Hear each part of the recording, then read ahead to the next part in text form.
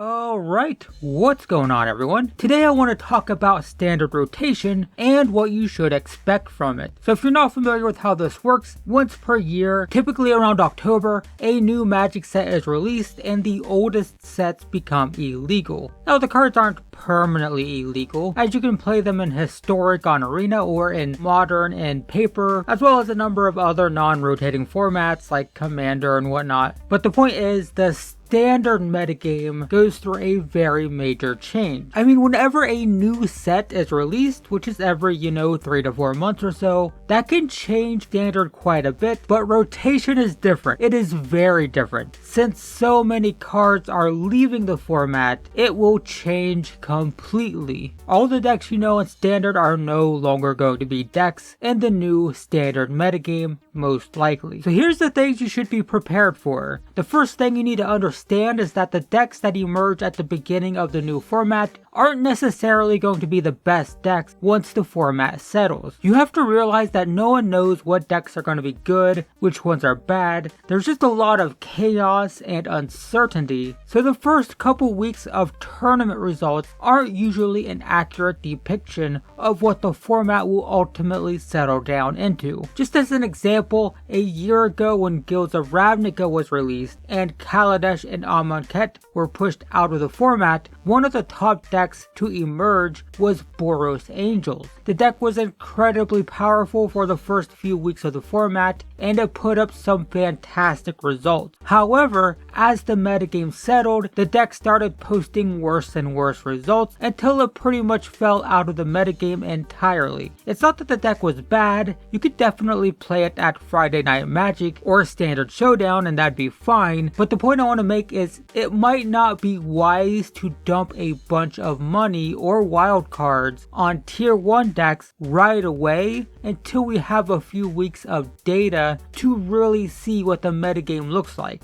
The best advice is, if you're planning on going all out on a tier 1 deck, just give it a couple of weeks to make sure you really know what the metagame is developing into. Some people will look at the tournament results of the first major tournament after rotation and they'll just buy whatever deck won, and sometimes that deck just never holds up after a couple of weeks. We just need more information. Another thing you need to be aware of is aggro decks. Aggro decks are always really good during a rotation. The reason this is because no one knows which decks are good and which ones aren't, and people also won't be playing with fully optimized decks because they don't know what types of decks they need to compete against. So basically everyone is playing blind. No one knows what to expect. No one knows how to build their deck. No one knows, exactly. Let's say, for example, a deck emerges that's looking like it's going to be a tier 1 deck, but there's like 5 different variants of it because no one knows what the exact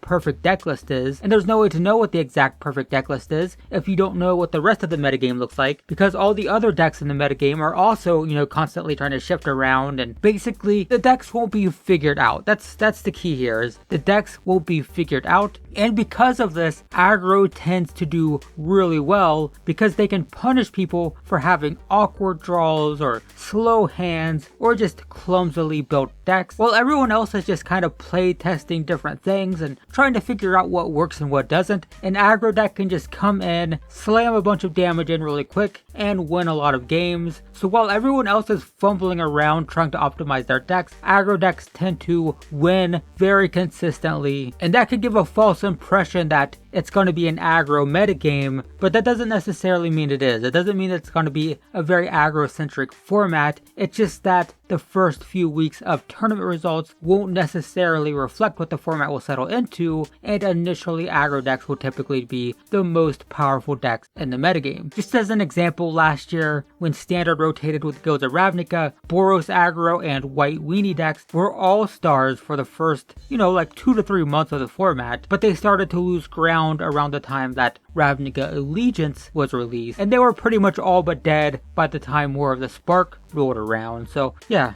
aggro decks are going to do really well, but as the other decks start to solidify, aggro decks will start to be less and less good. Typically anyway. Sometimes, mono red aggro, for example, is just so good that it stays relevant, but the point is, first couple weeks, expect aggro decks to do really well. And the flip side of that coin is that control decks tend to be very bad at the start of a new format. The problem with control decks is when you build one, you really need to know what types of decks to expect, so you know which control spells you should be playing. Unfortunately, due to how chaotic the format will be in the beginning, control decks will have a hard time stabilizing. Control players might optimize their decks to deal with the metagame week 1, but then by the time they have it built and play with it, the metagame is in a different place the following week, and they'll get stomped out again. Then they will shift some more pieces around to deal with the week 2 decks, and then all of a sudden, week 3, there will be a couple more rogue decks that come in and just, change the metagame again. So yeah, control decks just have a really hard time adjusting in the first 2 or 3 weeks of a format. Typically, the format will start to settle down and clear up, and at that point, control decks will start to take over, or at least,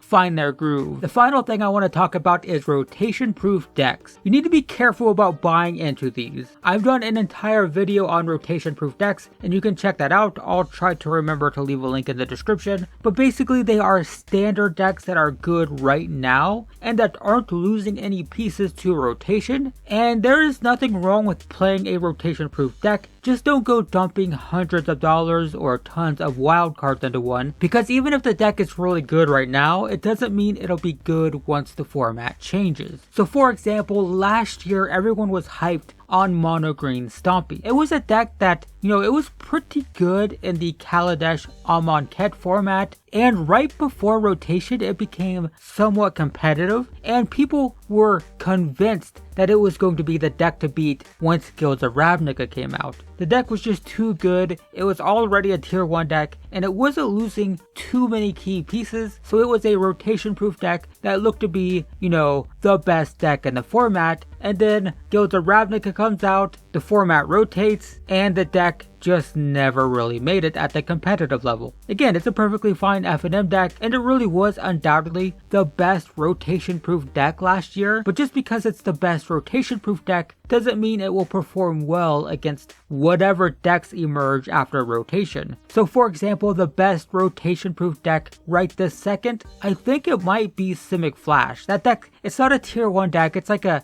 tier 2-ish deck, it's an F&M level deck, it's okay, but it's not really losing any key pieces. I think it's only losing 1 or 2 cards. So if you build that now, it might look like it's going to be one of the best decks in the format, just because it's already there, it's already good, and then it's only going to get more new stuff when Throne of Eldraine comes out. But you don't know that for sure. It could be completely unplayable in the next format, just because we don't know what decks are going to be good, what decks are going to be bad. We don't know if it's going to have good matchups against every new deck. We don't know if it's going to have bad matchups against every new deck. So we just don't know. So rotation proof decks are fine if you want to play standard right now and you don't want to buy rotating cards. Just know that you don't know if it's going to be good after rotation, so be wary about dumping too much money or wild cards into those. And as an extension to basically all of this, just be careful about overpaying for paper Throne of Eldraine cards at release. The cards will spike like crazy. Every single time someone wins a tournament with Eldraine cards, they'll skyrocket. But since those decks might not turn out to be good in the long run, you don't want to overpay for a card that's going to plummet back down to earth in a few weeks. It just feels bad. Like you can see a card that'll spike up to like $20 each, and it looks like it's going to be like a format buster, it's going to be one of the best cards in the format, and then 2 weeks later it turns out the metagame shifts a little bit and it's not good at all, and the card will be like $2 or $3. Just because there's so much chaos, there's so many unknowns, you just gotta be careful about dumping too much money into competitive cards and competitive decks until you actually know what the competition's gonna look like. Anyway, hopefully that gives you some idea of what to expect when rotation happens. I think the main takeaway is that there are a lot of unknowns when rotation happens, so I'm just saying be cautious about jumping on a bandwagon deck before knowing if it'll have staying power. Things are going to be chaotic when the format rotates, but don't stress out. It's a great time to just relax and toy around with a bunch of different deck ideas. There's going to be tons of new cards, there's going to be tons of new decks, you're going to be playing against decks you've never seen before. So just, try the new format, try new decks, and just have a little bit of fun for the first few weeks. That's my suggestion. And that's it. Thanks for watching, everyone, and I will see you in the next one.